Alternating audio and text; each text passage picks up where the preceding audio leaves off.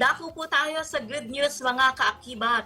Faithless Christianity. Ganyan tawagin ng New York-based influencer at atheist na si Brian Guan ang kanyang 30-day experiment kung saan magpapanggap siyang totoo ang Diyos at gagawa siya ng mga gawain ng isang Kristiyano. Noong day 1, sinimulan niya ang pananalangin tuwing umaga, pagbibigay pasasalamat sa Diyos, pagbabasa ng Biblia at pagsasabuhay ng mga katuruan ng Diyos. Gate niya, hindi niya alam kung totoo ang Diyos, ngunit action produces information. Kaya aalamin niya ang sagot sa kanyang katanungan sa pamamagitan po ng challenge na ito.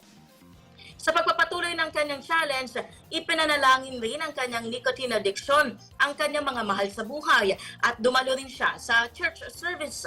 Nang dumating ay ka-21 araw, pinalitan na niya ang kanyang caption mula pretending to believing that God is real.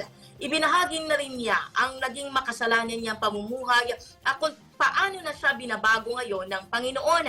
Sa ngayon, siya na ay nasa 24th day ng kanyang challenge at maraming netizens ang nananalangin na siya ay magpatuloy sa kanyang pananampalataya sa Diyos.